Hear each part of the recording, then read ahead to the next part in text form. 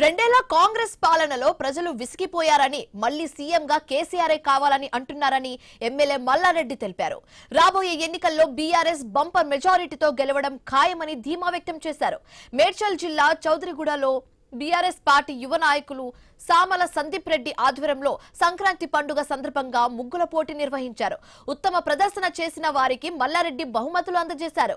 సామల సందీప్ రెడ్డి ప్రజాసేవలో అద్భుతమైన కార్యక్రమాలు చేస్తున్నారని, రాబోయే కాలంలో రాజకీయంగా ఉన్నత పదవులు పొందాలని మల్లారెడ్డి ఆకాంక్షించారు.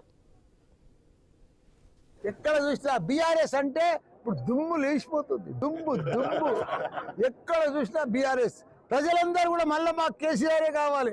మేము ఈ రెండేళ్ల పరిపాలన చూసినాం. నాయనో మాకు ఈ కాంగ్రెస్ వద్దని ఏడుస్తున్నారు, బాధపడుతున్నారు. ఎందుకు వచ్చిర్రా నాయన, మాకు మంచిగా బ్రహ్మాండంగా 10 ఏళ్ళు నడిచింది.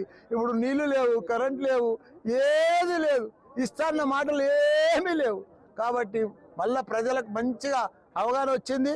తప్పకుండా అందరూ కూడా బీఆర్ఎస్ తరఫున వస్తున్నారు. మా అక్క జిల్లాలందరూ కూడా బ్రహ్మాండమైన ఈ మున్సిపాలిటీలన్నీ కూడా బ్రహ్మాండమైన మెజారిటీ తోటి అన్నీ కూడా గెలుచుకుంటామని మనవి చేస్తున్నా. ఇక సంక్రాంతి సందర్భంగా ఈరోజు పోచారం 8వ వార్డులో ముగ్గుల పోటీ నిర్వహించాను నేను నా సొంత నిధులతోని. అది మా మల్లారెడ్డి సార్ కూడా మాకు అతిథిగా వచ్చాడు. ఇవాళ ఈ పోటీలు చేసింది వాళ్ళ 900 మందికి. 900 బాక్సులు. ఆ 900 బాక్సుల్లో దగ్గర 2000 మంది వారికి అలా పార్టిసిపేట్ చేశారు. అలాగే వాళ్ళందరికీ ఒక 3,000 నుంచి 3,500 మందికి మేము లంచ్ ప్రోగ్రామ్ కూడా పెట్టాము ఇక్కడ. అది అంతా సూపర్ సక్సెస్ అయింది. అందరూ ఫుల్ హ్యాపీగా ఉన్నారు. ఒక సంక్రాంతి ఫెస్టివల్ చూసాము ఇక్కడ ఇవాళ. చాలా ధన్యవాదాలు.